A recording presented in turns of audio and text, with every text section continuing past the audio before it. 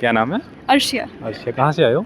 यहीं से गुरुग्राम। गुरुग्राम से। तो आज आपका एग्ज़ाम किस सब्जेक्ट का है? फिजिकल एजुकेशन और पॉल साइंस। 2 सब्जेक्ट्स का। ओके, तो मतलब कौन-सा कोर्स आप टारगेट कर रहे हो? तो उसका तैयारी चल रही है आपकी? BA political science particularly. और डीयू? जी। और कोई टारगेट लिस्ट में? नहीं, मैं श्योर हूँ हो जाएगा।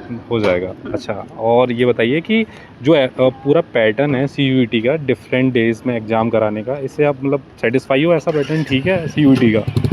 वैसे तो 2-3 दिन में ख़त्म हो रहा है बाकी मेजॉरिटी का, बट मेरा 4 दिन चल रहा है एंड मेरे घर से पास है ये सेंटर, तो मैं मेरे लिए कंफर्टेबल है। अच्छा, कौन-कौन से सब्जेक्ट का एग्ज़ाम है अदर डेट में?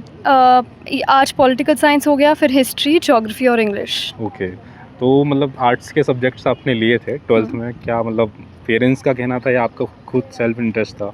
नहीं, मेरा खुद इंटरेस्ट था। हाँ, तो क्या मतलब यूपीएससी वगैरह टारगेट लिस्ट में है?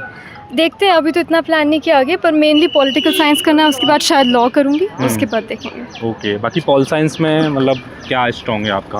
अगर चैप्टर्स की बात करें तो आपको मतलब जो पॉलिटिकल साइंस की जो ओवरऑल हिस्ट्री अगर देखें पॉलिटिकल साइंस की, वो अच्छी लगती है या फिर करंट की पॉलिटिकल साइंस अच्छी लगती है? हिस्ट्री अच्छी लगती है फ़िलहाल तो, क्योंकि समझ आ गई एंड द थिंग इज़ कि मेजॉरिटी जो अभी आजकल चल रहा है वो वहीं से ड्राइव हुआ है, तो अब बेटर अंडरस्टैंडिंग होती है। अगर आप अब न्यूज़ पढ़ो तो बेटर समझ आता है, क्योंकि आपने पॉलिटिकल साइंस पढ़ रखी है। और फिजिकल एजुकेशन? नहीं, वो तो मैंने ऐसे ले लिया, वो मुझे अच्छा नहीं लगता। और हिस्ट्री वगैरह में क्या अच्छा लगता है?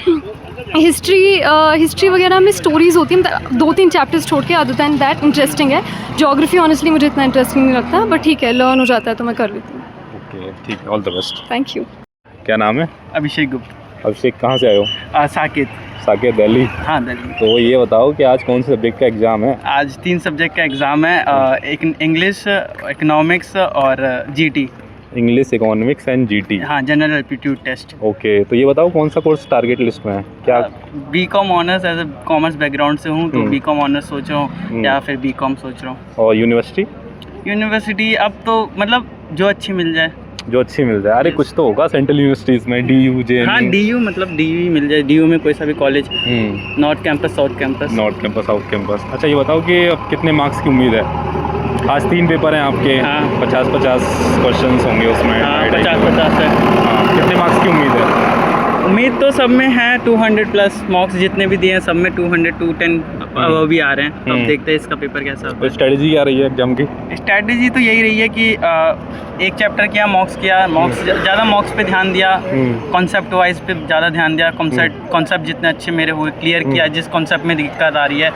ऐसा नहीं कि पहले सिलेबस कवर किया, नहीं, पहले जितने भी हो सके मॉक्स दिए, क्या कहाँ पे दिक्कत आ रही है। जैसे ही 12th खत्म हुआ तो रेस्ट करने के बजाय वही मॉक्स देना चालू किया कि कहाँ क्या मैंने मतलब बोर्ड्स में क्या गलती होगी जो अभी इसमें गलती नहीं करनी है। अच्छा, 1 घंटे का जो टाइम है सफिशिएंट है? मोर देन सफिशिएंट है। अगर आपने अच्छे से तैयारी की है, 25 minute is more than sufficient.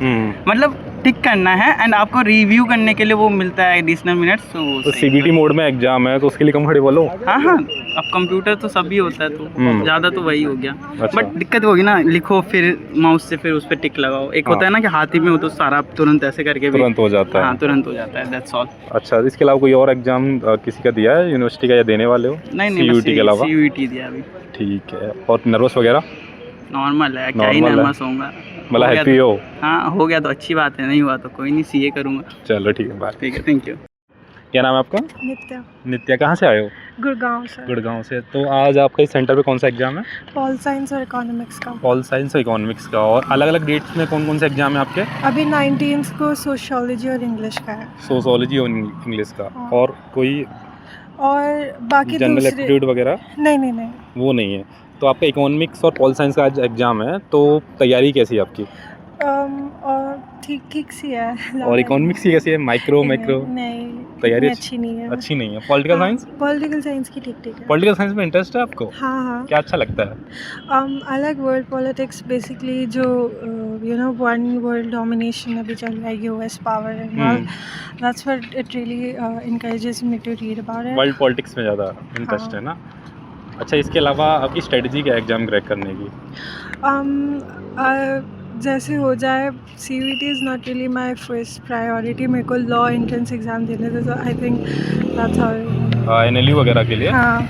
अच्छा, इसके अलावा बताइए कि कितने मार्क्स की आप उम्मीद कर रहे हो? एक्सपेक्टेशन क्या है? आ जाए 700 अबव। 700 हो कोई हाँ। यूनिवर्सिटी टारगेट लिस्ट में है नहीं, नॉट रियली। मतलब कोई भी सेंट्रल या स्टेट यूनिवर्सिटी हाँ में है? जैसे हाँ मतलब लाइक नॉर्थ कैंपस मिले तो बेटर रहेगा। अच्छा दिल्ली का हाँ okay all the best. Thank you.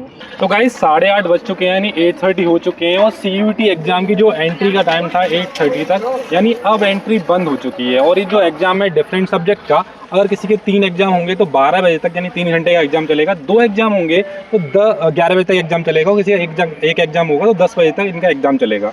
तो अब जो एंट्री बंद हो चुकी है अब बात करेंगे उन स्टूडेंट से जो एग्जाम देके आएंगे कि उनका एग्जाम अब कैसा हुआ है।